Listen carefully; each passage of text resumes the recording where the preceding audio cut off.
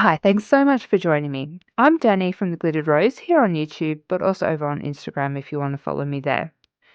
Today I thought I'd share this art journal page, well, spread that I've made. I've used one of Maremi's small arts fairies from her collage books, along with stamps, there's sticker, there's lots of layer and texture and grunge. It's all the things that I love about mixed media. I would love if you stick around and be sure to hit the like button. Let me know down below what you think and subscribe if you're not a subscriber. I'll take this opportunity to welcome all my new subscribers. It's fantastic to see my numbers grow like they have over the last couple of days. I really do appreciate everybody who takes the time to watch my content. All right, let's get into it.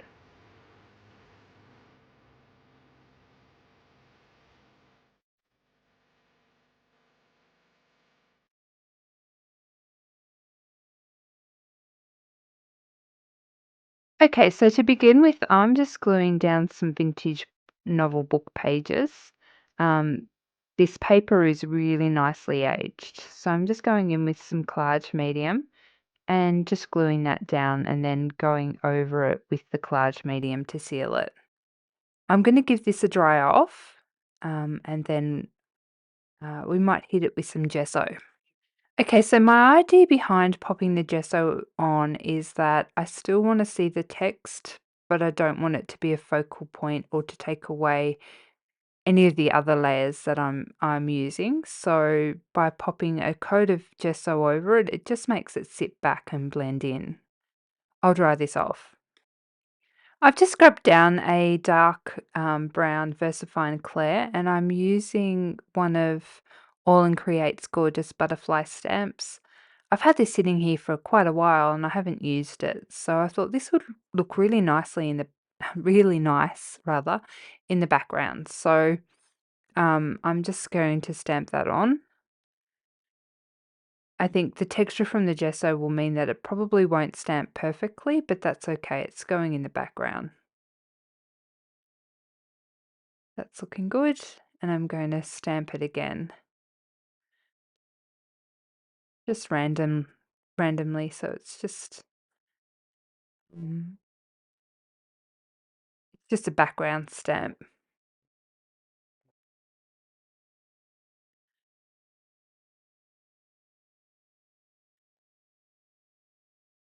I think up the top it says growth is a process. I like that. Yep, hasn't stamped properly there, but that doesn't really matter too much. Um, it's quite textured. And I'll just stamp it up the top here.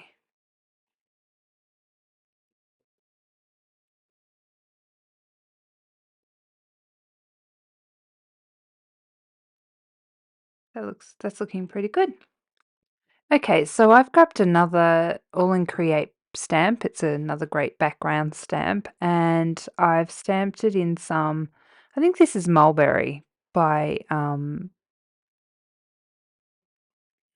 Best Fine Claire. Gee, talk about a mental blank. Sorry about that.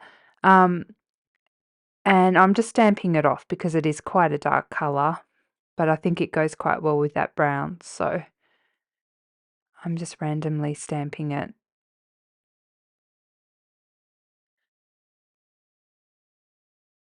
It's quite interesting. It's got some letters and geometric shapes, so it'll add a little bit of interest and texture. Okay, so I've grabbed out a Stampers Anonymous stencil by Tim Holtz, and this is really cool. It's got some rough circles, crosses, and dashes. I've also grabbed some Distress texture paste, but this one's a sparkle paste, so I haven't used it before. So I'm really interested to see how it looks. It looks like it's got a really fine glitter in it, but it sort of adds a little bit of texture maybe, I'm not sure, we'll see. So I'm just running some of this paste through the stencil, not worrying too much about it being too too smooth or anything. It's just there for a bit of texture and interest. I never go into a mixed media project with an idea of how exactly I want it to go because I think that mixed media is so intuitive based that you just go with the flow. You sort of do what you think it needs next and what you feel like doing, and you end up with something pretty amazing in the end. Well, hopefully, anyway. That's looking pretty good. I'm going to go and wash my palette knife and stencil. Just, guys, after you use this, you really should put it in water because it can ruin your stencils. While I was away, I blasted it with a heat gun and it actually dried really nicely. So you can heat that with a heat gun just gently. So now I'm going in with some infusion powders from Paper Artsy, and I'm interested in trying these a little bit more. I did do it in, I think, my last project, but only a little bit. So I think my main color for this spread will be from these powders. They are interesting because they've got two different pigments in them. One's more of a grainy texture, and then the other one is like a powder. So when you spray them with water, they have a tendency to separate and give a different effect, which I think is really cool.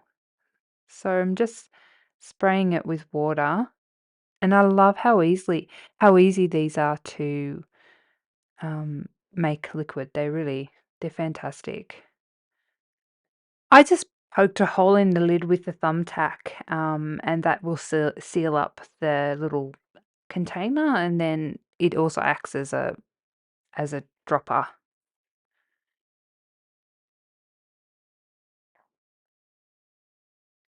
It's really interesting. The emerald has two different colors, pigments, it looks like. So one's bluer and one's more greeny, and they separated. Oh, it looks so cool. I'm going to have to get more of them. I've only got 3 colors, and I think I need the whole set.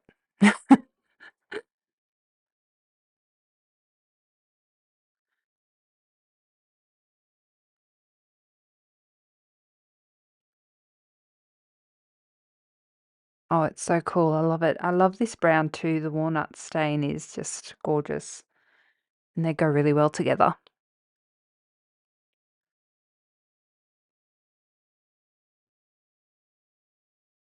Isn't it interesting? Like we've got different sprays. So the all the distress lines are sprays and Lavinia sprays, and then I've got powders from Lavinia, the Dinkles, but these are really different. Again, you definitely do get different results from different supplies.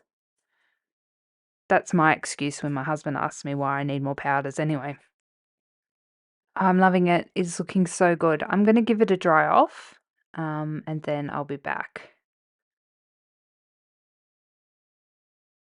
Okay, it's nice and dry now, and I'll just give you a bit of a close-up view of the background, and you can sort of see where the different pigments separated, the different colors, and the grainier, heavier texture versus the lighter powder. I really like this supply. I think I'm gonna need to put in an order. I want to bring out the sparkle in that texture paste. So I've grabbed out my Distress Spritz in peeled paint, and I'm just going to flick some on just to add to the sort of grungy, painterly effect, and I'll add that little bit of mica in it as well.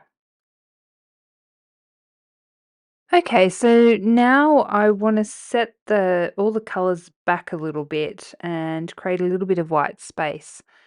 So I am going over the page with some gesso, and just adding some streaks of whiteness. Gesso is nice because it's a little bit, it's not fully opaque, so it's a little bit translucent. You can see through it, but it just helps settle everything down a little bit.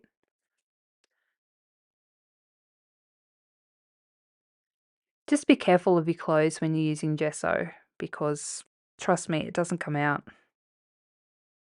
I've grabbed out my Stabilo All in green and I'm just doing some scribbles just to add a little bit of texture and interest to the pages. Um, Not a lot, just a few marks here and there. Sort of scratch into that gesso is nice too to add a little bit more texture. I really like Stabilo Alls. They are water reactive, so you can make them into a liquid. But they've got a really nice sort of a graphite effect as well. I think that they're fantastic pencils. I was a little unsure of how to decorate this page, but I've decided to go with this butterfly. It's three-dimensional, it's got an extra layer. While it looks a little modern, it is translucent, so you can see the background, and it matches the mica and the sparkle, so I'm not too worried about it looking too modern. I've cut out this gorgeous little fairy from Maremi's book, and I'm one who hates a white edge, whether it's from not fussy cutting properly or from just the edge of the magazine page or the book page. I don't like it. So I'm going around with some distress ink and just covering up those edges, and it just ages it a little bit and just makes it look not so cut out. It's a good trick if you're not the best fussy cutter like me. Okay, so I've grabbed out a sentiment. It says choose to shine. It's a bit of a tongue twister, which I think is good because she's such a little cutie. And I'm just trying to get that straight. Sometimes that can be the trickiest thing. So now I've grabbed some cardboard from just a cardboard box and I'm sticking it on the back of the fairy just to pop her out from that page because it is quite busy. The trouble with this paper is it's not very thick, so I can't use um, extremely thick cardboard. Um, but I think this should work well. So I'm just gluing them on, and then I'll use the heavy body gel again to glue her onto the page.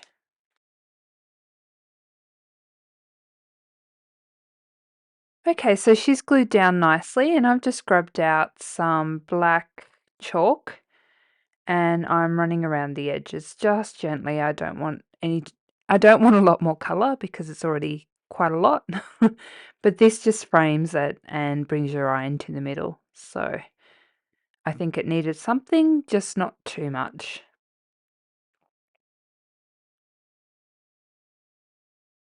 Quite happy with this page. It's quite grungy and aged, and it's really my sort of cuppa.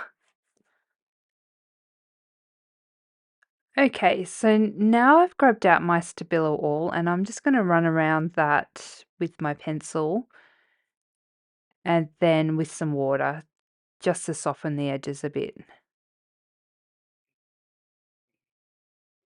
Speaking of grounding, off camera, I popped a little bit of brown chalk underneath her feet just to make it look like there's a bit of a shadow and again to ground her and make her look like she's not just floating on a grungy background. This is what I love about mixed media. I've said it before, I sound like a broken record, but it's just so much fun just to be able to play. There's no pressure.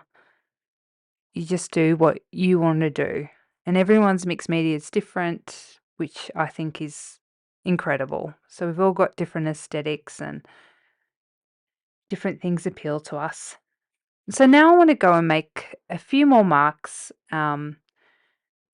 do some more scratchy writing, and actually, I think I'm gonna call it done. I'm really happy with this. I'm gonna give it a final blast off, final dry, and I'll show you the finished product up close. And here we are, all finished. I have to say I love it. It was quite an easy, quick art journal spread, but the result is just beautiful. I love those powders from Paper Artsy. I think the butterfly is gorgeous. Anybody who's in Australia, the butterfly is just from Kmart. Really cheap, but I'm really happy with how it turned out. Let me know down below what you think. Um, be sure to give me a like and subscribe if you're not a subscriber. Doing those things really helps my channel grow and lets YouTube know that my content is worth offering to people. I also love reading all your comments. I have to say it's really lovely. All right, guys, till next time. Bye. Thanks for watching.